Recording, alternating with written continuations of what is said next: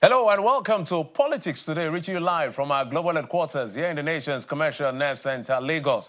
I'm Jeffrey Uzon. There's something I've been watching and monitoring when it comes to international politics, especially what's been going on in America. And I felt like I should just say something about it before we get to what is going on domestically. So, a few days ago, an attempt was made on the life of Donald Trump, the former president of the United States, in one of his rallies in Pennsylvania, in Butler, Pennsylvania.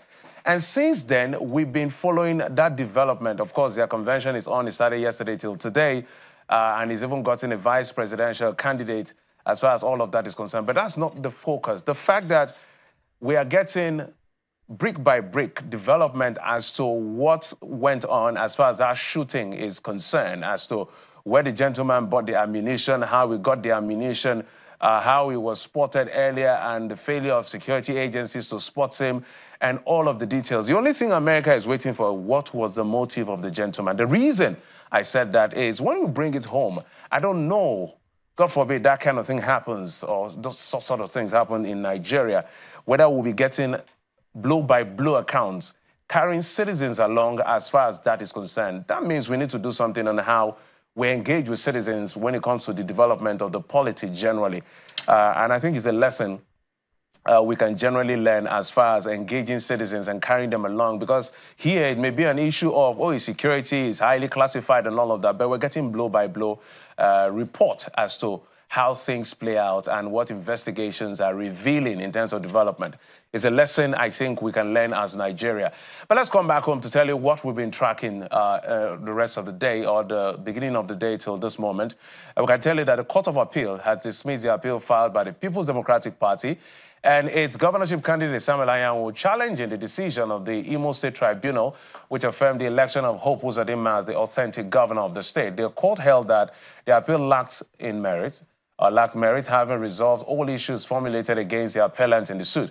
Similarly, the appellate court also dismissed the appeal by the Labour Party and its candidate Achonu Nneji, and that of the Allied People's Movement for also lacking in merit. The appellants, who were dissatisfied with the tribunal judgment, had approached the Court of Appeal on grounds that the November 11, 2023 election was invalid because of non-compliance with provisions of the Electoral Act. The appellant also challenges Uzodinma's qualification with an allegation that his WAEC certificate of education, or certificate was, his result was forged. Well, while delivering the judgment, the Court of Appeal held that the appellants in their appeal failed to prove the allegation of non-compliance as alleged. The three-man panel, led by Justice Beatrice Sanga, also held that the appellant failed to prove that their governor submitted a forged certificate. So we'll be looking out for, he hasn't responded to this particular judgment. I'm talking about Governor Hope Uzodinma. As soon as he responds, we will get to it as soon as possible. But let's tell you, we go up north now, where the Kano State Governor, Abba Yusuf, signed into law the Kano Emirate Council Establishment Bill 2024. The bill provides for the creation of 3 second-class emirs in Rano, Karaya, and Gaya. The bill, which passes first, second, and third reading, or it passed first and second and third reading within an hour today, provides that Rano, Karaya, and Gaya will now be considered as emirates under second-class emirs, which shall be appointed by the governor. Shortly after the signing of the bill, the Speaker, along with the principal officers of the House, headed to the Government House, where the governor formalized the entire process.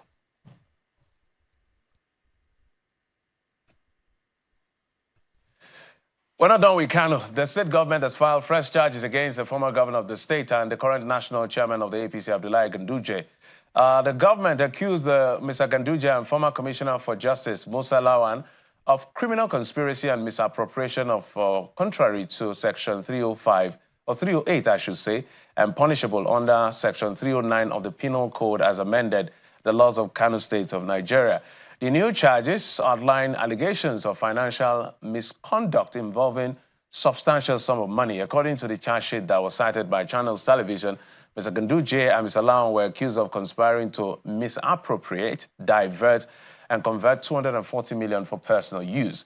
The document further revealed that the prosecution plans to present 4 witnesses to testify against the defendant. It alleged that Mr. Ganduje, leveraging his position as governor, conspired with Mr. Lawan, who initiated a memo requesting the release of the funds ostensibly for civil litigation involving Kano State allegedly abused by the FCC. So those are the legalese and the legal issues we've been tracking as far as this is concerned. But hey, that's not all we are tracking for you today. We'll have a big conversation. The APC National Publicity Secretary will be here to talk with us on some of the politics within the party as well as some national issues. But we'll bring you your political roundup stories.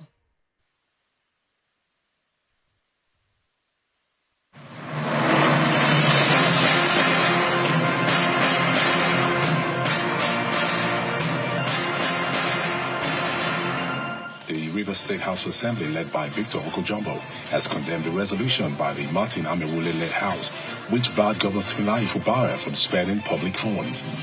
The Speaker, Victor Okojumbo, stated this in his opening remarks during plenary on Tuesday.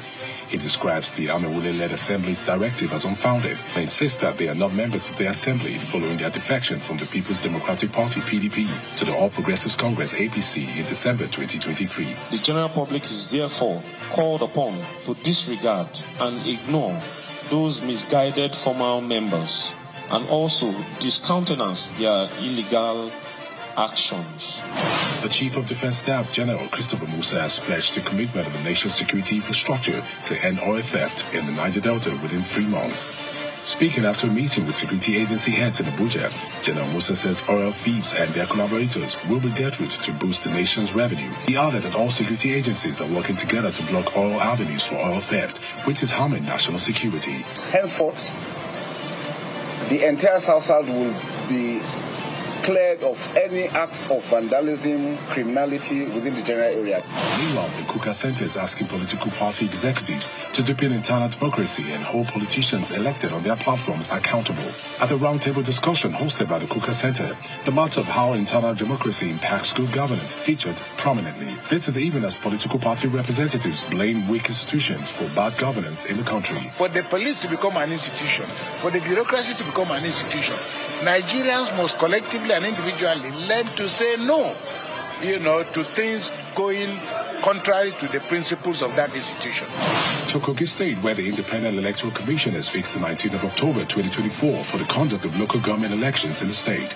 While presenting the election timetable at a stakeholders meeting in Lokoja, the state capital, the chairman of the commission, Maman Indaeri, assures all political parties in the state that the council election activities have been designed for inclusivity, transparency, and adherence to electoral laws. The Kano State House of Assembly has passed the Kano State Emirates Council Establishment Bill 2024, paving the way for the creation of 3 new second-class emirates. The bill, which was sponsored by the Deputy Speaker, Mohammed Bututu, passed 3rd reading during a session presided over by Speaker Ismail Falgore. The bill seeks to establish Kano as a first-class emirate, with Rano, Gaya, and Karaye designated as second-class emirates. The Governor of Kano State, Mr. Abba Yusuf, has signed to law the Kano State Emirates Council Establishment Bill passed by the State House of Assembly. At a short ceremony at the Government House, Governor Yusuf described the passage of the bill as a significant milestone which will mark a new chapter in preserving the cultural and traditional heritage of the Kano Emirate.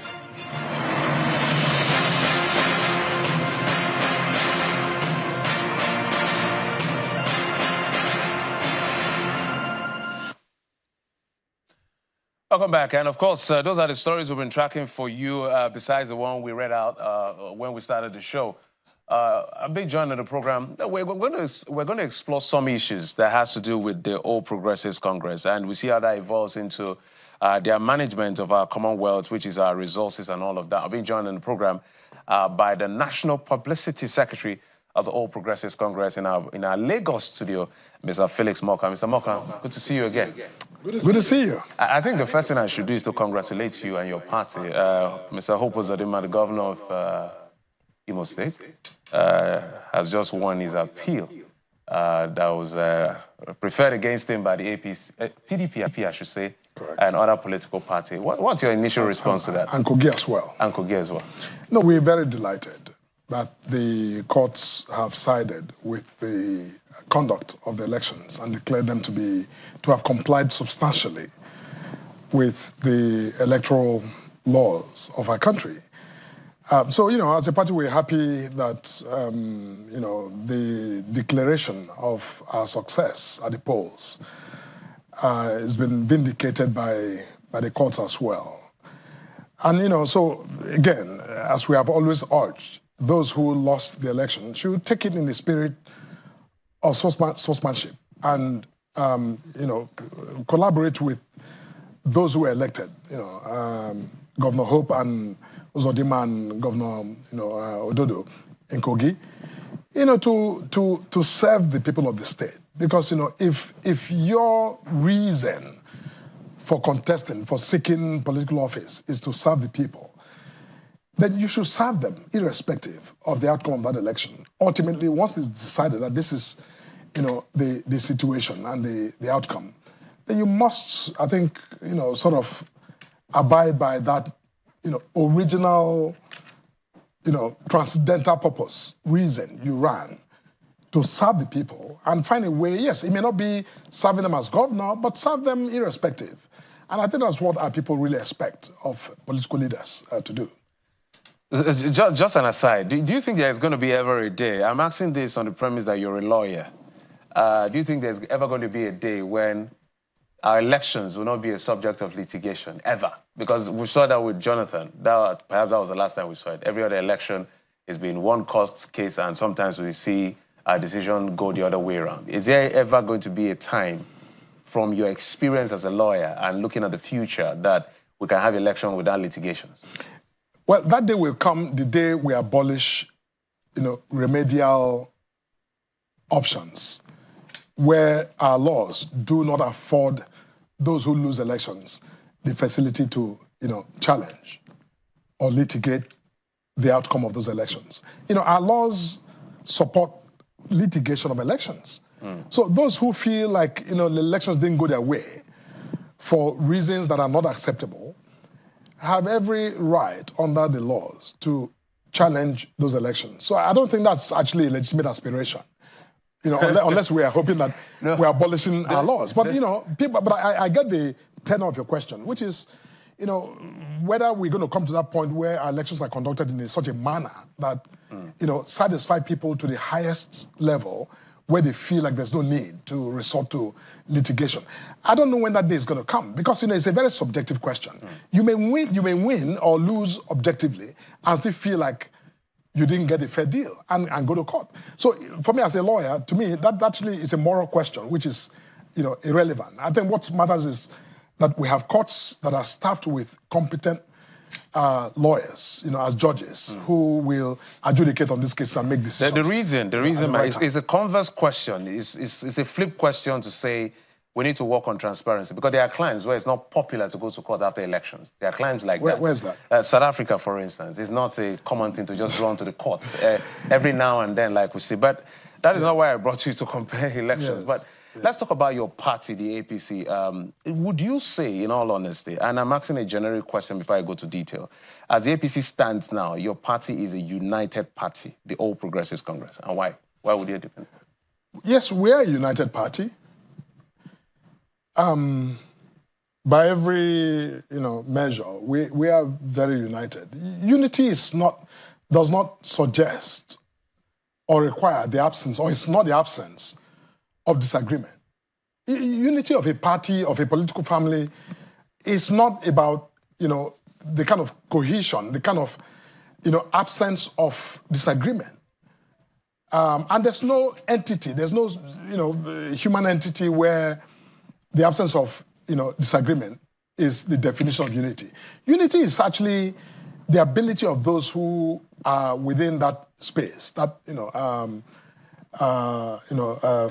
system, to disagree, but disagree with common sense and disagree in a way that reinforces, I think, the membership of that entity. So yes, we have people who disagree once in a while with the party itself, who are legitimate members of the party, but that's actually the nature of a political party. It's there for conversation, for bringing divergent perspectives and interests together, but to work it out in a way that supports a transcendental purpose. And I think that there's nobody in the APC today who does not subscribe to that transcendental purpose of the party. I think we all do. At the end of the day, we must remember that the APC was a merger of political parties. So correct. The perception is that when General Buhari, who became President Muhammadu Buhari, was at the reins of affairs, It was more of a CPC affair. Now it is the ACN wing, so to say, that is being touted as being at the helm of affairs. At the vanguard of that is the Lagos boys. And I know you know the details of what I'm talking about. I'm going to the issue of Ali Ndume, where he has complained, which you had to reply, that accessing the president to tell him the truth about what is going on in the country is being difficult as a party man. So he resorted to the media. What's your response? You know, look, everything I needed to say, I said in my statement, and I'm sure you've, looked at that statement. I simply just reminded, a very senior member of our party, a highly respected member of our party, that there are, internal mechanisms for resolving, any kind of grievance, whether it's a process grievance or a substantive grievance, grievance of any kind, that there are ways in the party for dealing with that. The media is, something you do as an ultimate last resort, to go to the media to start spilling. And I think that, quite frankly, as of today, that matter is a matter we have rested because, the distinguished senator himself, we've had a lot of conversations, and I think we are in, mutual understanding that, we need to, I think, explore more internal, systems for dealing with this sort of, issues before we, step out to the public to start to, engage. We have nothing but respect for the distinguished senator, and I think that right now, as I speak, that matter is actually something that I'd rather not dwell on because we've dealt with it. The reason, we are the political watchers, and yes, those of you who are politicians can say what you want to say, but we observe you and tell you some of the things that we perceive. Sometimes when you see things like that, it's a pointer to other things. So on one hand, the issue that he touted on the issue of economy. On the other hand, is the perception of the northern region as to the governance style of Mr. President. So it's a straight question I want to ask you. Do you think the North is really happy with the way President Bola Tinubu is going about the governance of this country? Well, I'm not sure. You use the word happy. I'm not sure happy is an appropriate word. Anyone you choose. Or relevant to this conversation. Happy in politics, if you attend my birthday and you want to be happy, that's fine. In politics, people are, dealing with interests, all kinds of aggregation of their interests. So if people feel or anyone feels that, their own interest is not, in their perspective, sufficiently captured and, respected, they have a right to, to express themselves. And expressing themselves doesn't mean they're not happy. Oliver Twist is Oliver Twist. People will ask for more. And it's a legitimate thing to ask for more. If you're in politics and you represent your constituency, you want the best for your constituency. And wanting the best means that you will always ask for more to make good that best that you want for your people.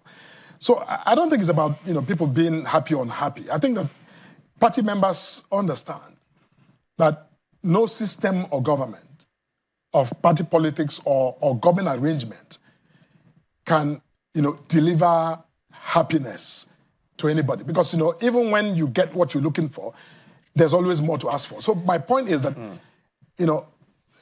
I don't think it's about the North being unhappy or anybody being unhappy. I think it's really about people simply wanting to do more. The reason for themselves. Let me help you out here. The reason I'm asking, when you look at some of the appointments, strategic appointment the president has made, from the CBN governor to the finance minister to FIRS to the leadership of the police, the leadership of the army, I can go on and on. These are the issues that was raised with former President Muhammadu Buhari, saying your appointment are lopsided and is favoring a particular section of the country. And now it looks like President Bola Tinubu is also repeating that same feat of President Muhammadu Buhari, where they are saying it's not just that it's favoring the Southwest, it's also favoring Lagos. That is where I'm going to. See, from the beginning of time, not just in our country, in any country of the world, people, if you're president, your cook is most likely to be a cook that has cooked for you for a very long time. People, tend to make appointments in office, while in office, in a way that, mirrors their overall, worldview and experience. You just mentioned that under Buhari, we saw a lot of appointments that you call it lopsided, but it's the nature of things. And in this government, I think that President Tinubu has, is trying to be fair, and this is a government that's just done 1 year in office, that has yet to even exhaust all of the opportunities for people to be invited to serve in this government. There's so many offices that are yet to be filled. If you notice, our jury just this past weekend did nothing but write releases of appointments. It was a flurry of appointments. So there's more to come. And I've always said that we can't simply just stop at a junction and begin to make this sort of assessments as though it's all done and said. It's not all said and done. Mr. Moka, it's not as light as it's not as light as you're making it. Remember that before Mr. Ningi, Senator Ningi was suspended. Yes. I remember Senator Bamidele Okoyemi mentioning the fact that all of this is because Senator Akpabio is the Senate president from the South.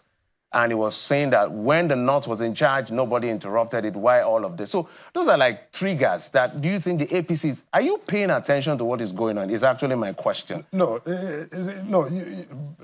I think you are, not you, but I mean, just to be charitable, I think, some people may choose to be obsessive about some of these, details and nuance. I mean, raise the chart for me about the appointments, in the polity, in the government of this president. Raise the chart and show me, even the mention you made of some of the appointments. We have some fairness in the key offices. That, like which ones? Mention them. We have the president, we have the vice president. We have the defense. We have the finance. The defense is mostly staffed by people from the northern side. And, you have the finance, staffed by, to the extent you talk about the Minister of Finance and the CBN from the south side. You see, look, I'm not going to get into that detail, like I said, because, I think it's always premature. I think if you want to make that assessment, hold your breath until, a lot of the key positions are filled. You can, I think that those who want to make an issue of, ethnicity, the president has the country as his constituency. The country is not, the president is not the president of the Southwest or the North or the South. He's the president of Nigeria. And every section of this country deserves to be effectively represented, consistent with the federal character, flavor. I would like us to move on of our constitution. But you know what I'm saying that. I know what you're saying, but I think it's a lot of quibbling, quite frankly. The way Nigerians perceive leadership. You must understand the way Nigerians perceive leadership. No. Hold on. I'm sorry. There's no way that Nigerians perceive leadership and democracy. None of them is indigenous to Nigeria. Our democracy and practice is not indigenous to Nigeria. Others practice democracy. And I don't think that, look at the British cabinet that was just announced. How many people in England, in your position, are busy scrutinizing who is from, what part of England? Mr. Moka, don't take it out on me. So it's a simple thing. Our job is to look at the... You guys tend to overstretch. It's not about overstretching. And this is where the APC must also be careful, as well as a political party. Correct. Drop some of the arrogance, if you will, at the end of the day. Who's been arrogant? I'm just saying... No. First of all, I take exception to that language. Nobody's been arrogant, and, I'm giving you... When you have a conversation... No, I'm giving you... No, hang on, please. It's about perspective. When you, frame a question and you put it forward, I am entitled, under the Constitution, to express a perspective. You may not agree, but that does not, now descend to the arena of arrogance. That's not acceptable. That's not a fair comment. But I know you understand what I'm saying. So let's move on from there, because we know that this kind of situation have cost people government. So it's our job to bring it to the fore, so that you look at it the way you can look at it as a political party and say, okay, is there sense, is there no sense? But that's just for another day. Let's talk about the issue of the economy. which is one of the reasons why we invited you here. Now, the inflation numbers are out again. And although month on month we're seeing some is getting lower in terms of the rate, but the inflation is still high. The challenge here is that no matter what the government seems to be doing, it's not moving the needle as it should because things are still tough for Nigerians. Is the government thinking of looking at things a bit more differently so that Nigerians can actually feel this renewed hope? Nigerians have really gone through a lot. Don't you think so? Look, again, that is a subject that touches the nerve. It's one that personally, and I think I can safely speak for everyone, including the President of the Federal Republic, that nobody is resting easy given the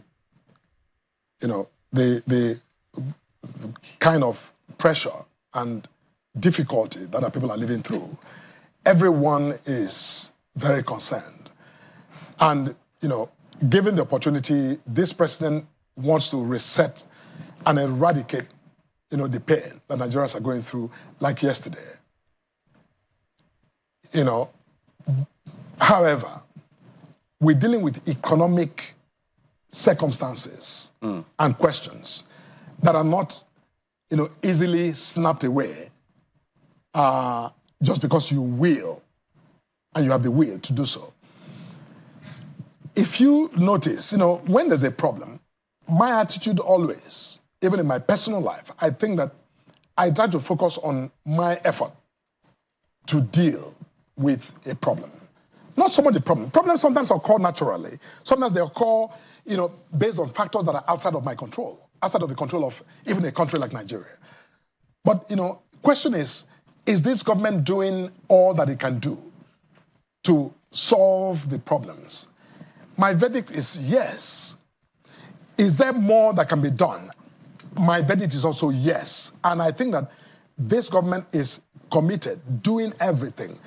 In this season alone, in this past few months, there's been a slew of interventions that the government is throwing at this problem, hoping, and in a deliberate expectation that, like you said, we're going to shift and begin to see, a downward movement in terms of the intensity of, the inflationary pressure. And it will happen. It will, because, I don't think that the factors in play have a whole lot of, latitude to play in, escalation. I think that, if anything, I expect that we're going to begin to see, hopefully, a rollback of some of those, factors that are, responsible for the pain that our people feel. You see, the point is, and I'm going to rephrase my question, the point is we're seeing efforts. Yes. There's no doubt about it. Okay. I can go through some of the efforts. Yes. There's even planned efforts, so yes. the 2 trillion naira. Yes. There's even 20 trucks per state just being released. Correct. We're seeing effort. But it looks like something is missing in the prioritization of this government to be able to get the kind of result they envisage, because they didn't come, I guess, to make things more difficult for people. I don't think any government came to do that. Sure. So what is it in terms of prioritization that this government is missing? There's nothing, in terms of, pragmatic solutions, there's nothing missing. What is there is that it's the time element. That a lot of the interventions that the government has put in place are not things that are, miracle solutions. They're not solutions that we manifest today. If anyone had spiritual powers, you can make it happen today. But these are human, endeavors that we play out over time. And inevitably so, because, that's the nature. Because the problems themselves were not created in one day. We didn't just wake up to see the country at this level. It was a consistent, program of, do's and don'ts and things done, things that were not supposed to be done, or things, opportunities missed that brought us to this point. A lot of efforts that previous governments could have done. But, I am not one of those, if you know me, I'm not one of those who, I don't like to look back in terms of, trying to find, a scapegoat. I don't do that. This president, was fully aware that he was inheriting a country that was, in dire straits. He said so. But all that he is asking is that our people need to simply just, work with the government. Let me ask you a direct question. Is it difficult to reverse this? With what is going on right now, you're a spokesperson of a party. Is it difficult to defend the government of President Bola Tinubu? Why is that difficult? I mean, if it was difficult, would I be here? You invited me and I came, knowing that we have a lot of issues, to talk about. You see, it's not about difficulty defending government. Why would it be difficult? You see, every family, everybody, this is a human condition. Every family, every institution, channels, television, any institution in the world, the United States of America, the so-called modern beacon of democracy. We saw what happened just this past few days with the former president. It's not perfect anywhere. So why would I be shy to come here to discuss the efforts of a government that I know is determined to solve some of the problems that we face? Like I said, time, I think, makes all the difference. Maybe in a month or two, we come here, we may be having a different conversation. But, I think that Nigerians, all I'm saying is that Nigerians must understand that there's no, miracle worker anywhere who will wave a wand to solve every problem overnight. And I think that was understood and stated from the get-go. I have one or two more questions to ask you. The reason is that I'm asking that is President Bola Tinubu inherited a government of the APCs, APC to APC. So let's be clear on that particular one. But I must thank you for coming, by the way, because it's not everybody we invite that comes through to defend this government, which is why I asked you that question. So I must publicly thank you for coming. So let's talk about the LG autonomy issue that happened a few days ago. Governor of Kwara State, I think Abdurrahman Abdurrazak, came out and said, well, we're happy. It's going to be less of a burden for us. At the end of the day, we don't touch local government money. But the AGF took them to court because they say they are tampering with local government money. What should we be believing in this scenario? And now everybody is kind of giving their own interpretation of what this law is. Oh, we know what to do. You can't dictate to us what to do and all of that. I want you to help me speak to it. No. See, look, it's not complicated. Local governments, I think we all accept and agree that, under our constitutional framework, the local governments constitute the third tier of government because it's a government that's, I think, dedicated to the, interests and, welfare and well-being of people at the lowest level of our political structure, in local government. For me, I think over the years, I have actually, on my own, as a lawyer, as a human rights lawyer, litigated this subject in the South where I come from. I went to the High Court, in Abo, and brought a case against the Delta State government to compel them to conduct elections so that the local government can be managed by democratically elected officials when they were in this, I think, mode of using caretaker committees to run the local governments. So personally, in my own understanding, I think that the Supreme Court was right on the mark to give local governments the access to funds that is meant for them. I don't think this matter should, engage, the kind of controversy that I'm saying, because, it should be a no-brainer that local governments should have access to whatever funds are meant for their use. The reason it's causing this problem is because by the design of the framers of our constitution, yes, that is supposed to be a tier of government, but politicians have made it a political structure. But now the Supreme Court has corrected it, so I think, we should rest easy. So one last question on this particular one. How do we get off this local government election and sweeping polls by incumbent? We just had one. Delta, PDP, I think Adama, PDP, correct. We had one, Oyo, PDP, I think Gombe, APC. Those are the ones I can quickly remember. Sweeping polls. That is why people are calling for INEC to come and conduct polls. Does it make sense to you? I agree. No, I agree that, that entire system for regulating how elections are conducted into local governments has to be properly revisited by, the state governors and the federal authorities. They need to come together to figure out a way to create, a system and to regulate the conduct of elections that lends itself to some level of scrutiny and objectivity and some, independence as well. Because, giving financial autonomy is one thing, but if those who serve are themselves handpicked by the same governors, then we're not yet there. I think that we need to, make some reform, if you will, to that electoral process. Mr. Monka, I must thank you so much for coming on the program. Yes. I understand we're totally out of time, but I must thank you. You say you came. We will keep inviting you to come and defend this. And government. I will keep coming. And we'll be asking you the hard questions. No matter how uncomfortable you are. Very well. And I'll do my best to answer you. Yeah. Mr. Felix Moka, the National Publicity Secretary of the APC. Thank you, sir. Thank you so much. Thank you. Well, we will take a quick break. When we come back, we'll switch gears to the issue of Kano State. The government has just signed a new law, and we'll bring you up to speed as to what that is all about. Join us again.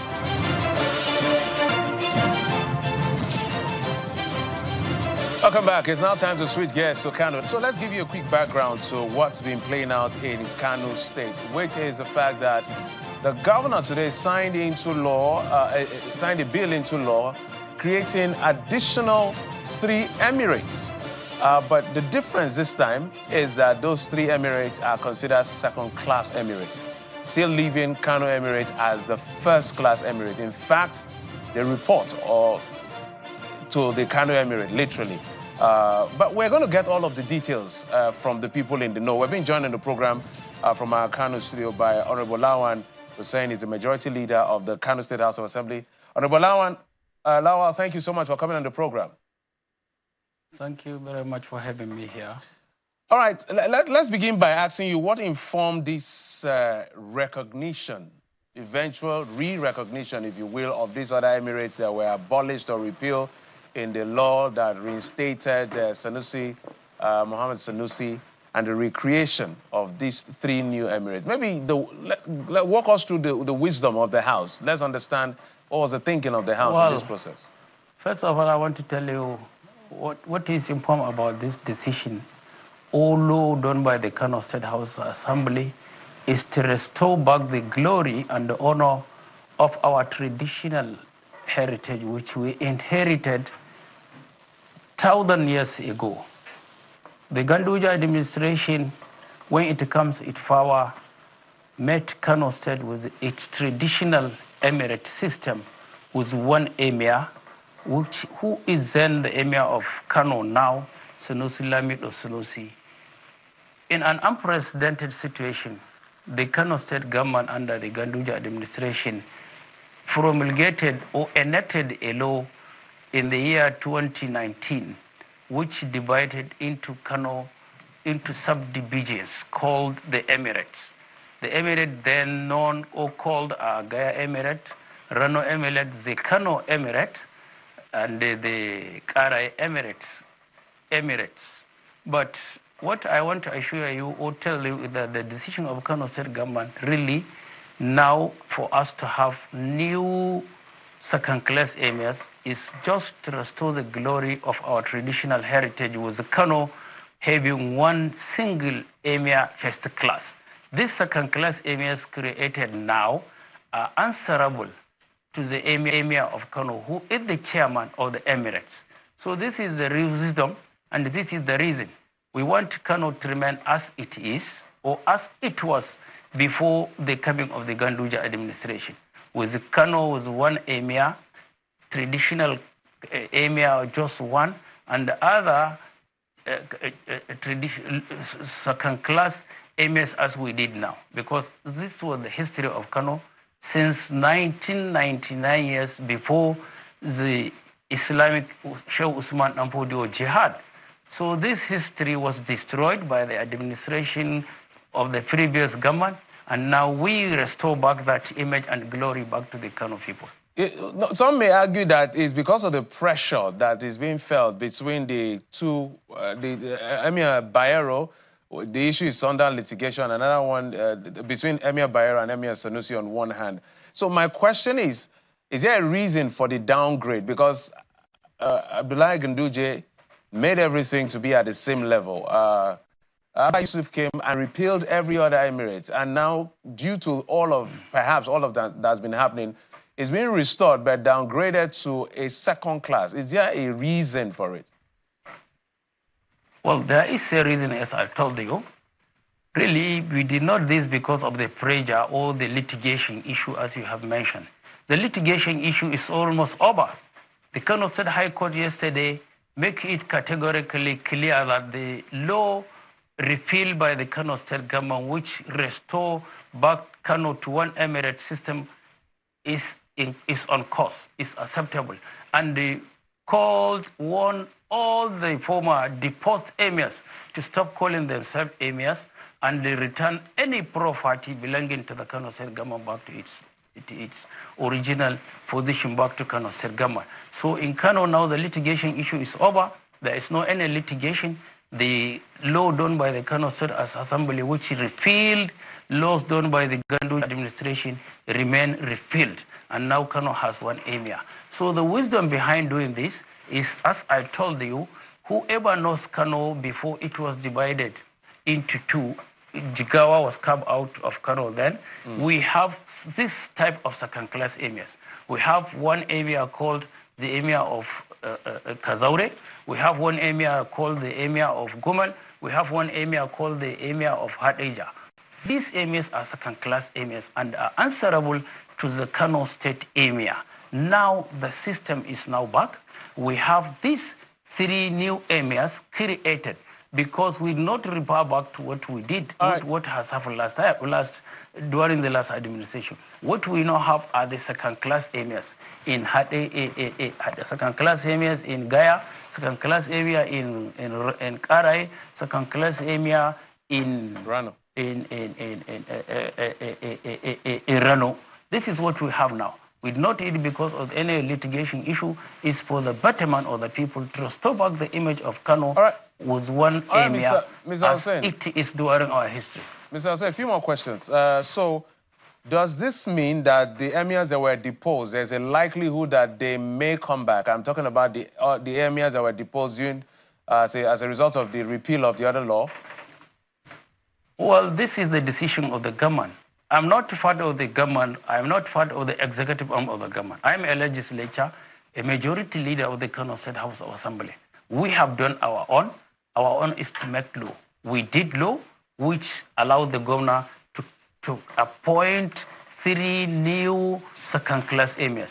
We created in that law 3 new emirates for the governor to appoint second-class emirs. So it's left for him to have consultation with his close allies to whom are supposed to be appointed into that position of the new emirates of Gaya, Karai, and Rano. I know that Emir Ado Bayero, before he became Emir of Kano and then was removed, was the Emir of Bichi. Bichi is conspicuously missing in this whole arrangement. What is the reason? Yes. The history of Kano, Bichi has never had an emir. Bichi was never an emirate in the history of Kano. That's why it was emulated.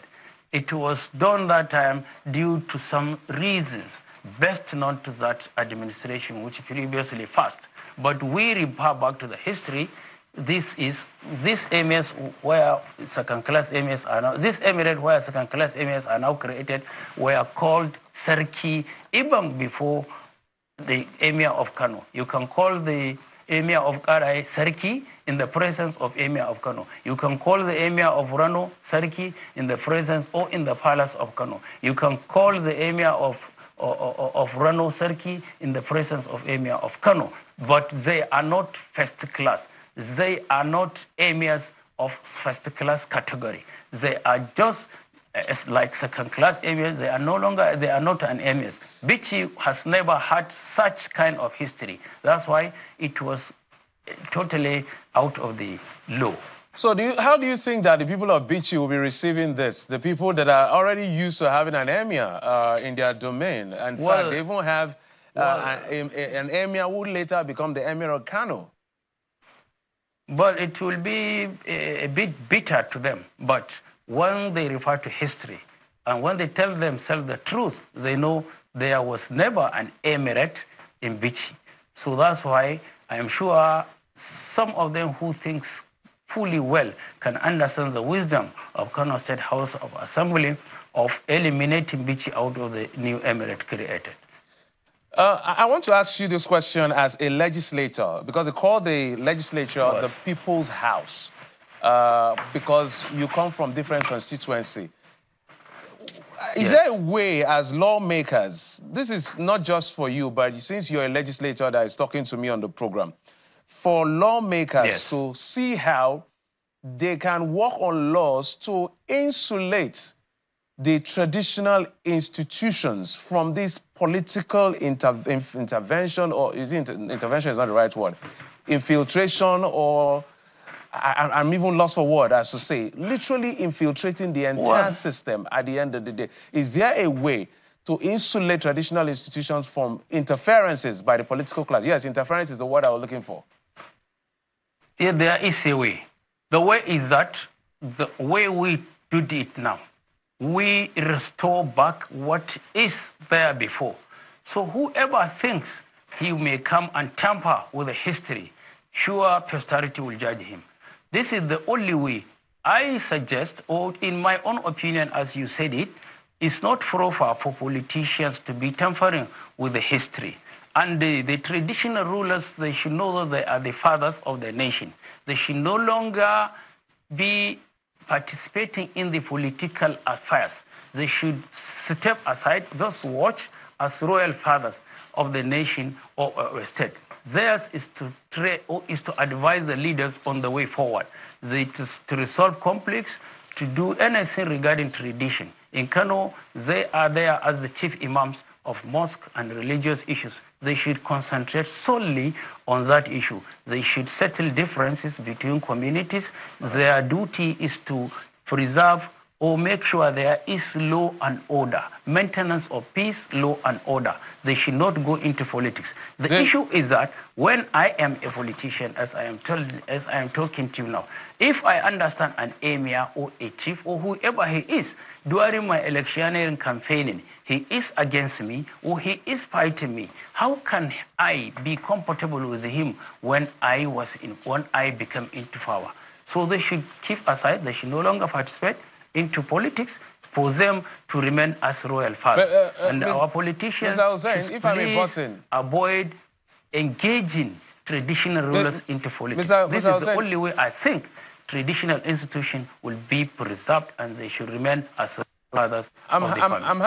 I'm happy you said what you said, but I'm talking about by legislation. This new law that you just passed, Section 7, is not supporting what your argument is, which is why I asked you that question. Let me read it. I said, the governor may appoint any suitable person as a second-class emir of an emirate created pursuant to provisions of Section 4, subsection 1 of this bill. Putting power still in the hands of the governor, just like we see across the country. Well, as you see, the reasons why we did this in this bill is just to allow governor to appoint an emir. And that's all. After which, upon this amendment for this comprehensive bill will come, who are the heads, who are the kingmakers, who are the people who will inherit the king after his may be dead or whatever the circumstances may appear. But now you must create a situation or a position where the governor may appoint an emir.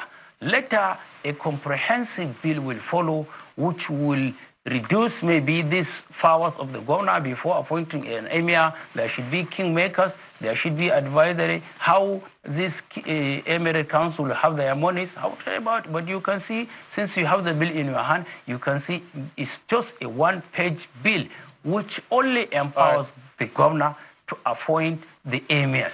For the time being, a bill, comprehensive one, will follow, which will be richer, which will guide the appointment of the emirs. We're totally out of time. Mr. Lawal is saying, I must thank you for coming on the program. Is the majority leader of the Kano State House of Assembly joining us from our Kano studio. Thank you for coming on the program. Thank you for having me. Thank you.